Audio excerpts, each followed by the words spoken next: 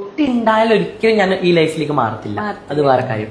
ഇനി കുട്ടിയാവാൻ പറ്റാത്തത് കൊണ്ടും എനിക്ക് ആ സ്ത്രീയുമായിട്ട് ഒരു ബന്ധത്തിൽ ഏർപ്പെടാൻ പറ്റാത്തത് കൊണ്ട് ഞാൻ കിറ്റ് ചെയ്തതാണ്. ഇല്ല, അതുകൊണ്ടാണ് ആ കുട്ടി കിറ്റ് ചെയ്തത്. ഒരു ബന്ധമുണ്ട്, ഒരു കുട്ടി ഉണ്ടെന്നുണ്ടെങ്കിൽ ഒരിക്കലും ഞാനൊരു സ്ത്രീ ആയിട്ട് ഡിക്ലെയർ ചെയ്ത് ഞാൻ മുന്നോട്ട് വരത്തില്ല.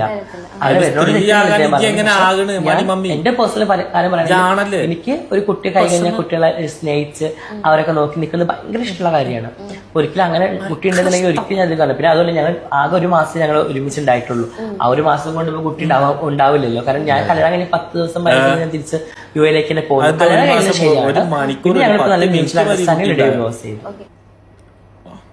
എങ്ങനെ കള്ള നായി നോണ പറഞ്ഞിട്ട് ആ പേണിനെ പറ്റിച്ചിട്ട് ആ മഹാസാധു ഉണ്ടല്ലോ അതിന്റെ ലൈഫ് ഇല്ലാതാക്കി ഈ നായി. ഇവൻ അന്ന് വളരെ സന്തോഷത്തോടു കൂടെ പോയി അവൻ കല്യാണം കഴിച്ച് അവൻ മറ്റേ മീഡിയയിലൊക്കെ കൊണ്ടുവന്നിട്ട് ആ പാവത്തിനിട്ട് നാറ്റിച്ചിട്ട് അവസാനം അവനത് എന്നിട്ട് ഈ കോന്തൻ എന്താ കുണ്ടിട്ടാക്കി തരുമോ? ഇപ്പം കുട്ടിയിട്ടാക്കി തരുമോ എനക്ക്? എന്റെ കുണ്ടനളിയാങ്ക എന്നിട്ട് ഇജ്ജ് പെറുവോ? എന്തിനാടന്നായി ഇങ്ങനെ ആ പാവത്തിനെ പറ്റിയിട്ട് ഇങ്ങനെ പറഞ്ഞുണ്ടാക്കുന്നത്? എനിക്ക് എന്തുണ്ടാവൂല എന്നാ ജി പറയുന്നത്?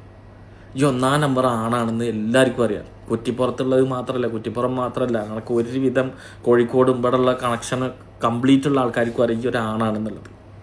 ഈ ഒരു പെണ്ണ് വേഷം കെട്ടിയിട്ട് നടക്കുകയാണെന്നും എൻ്റെ ഇതിൽ മൂട്ടിൽ മണപ്പിച്ച് നടക്കുകയാണ് ആ നായിന്നും എല്ലാവർക്കും അറിയാം.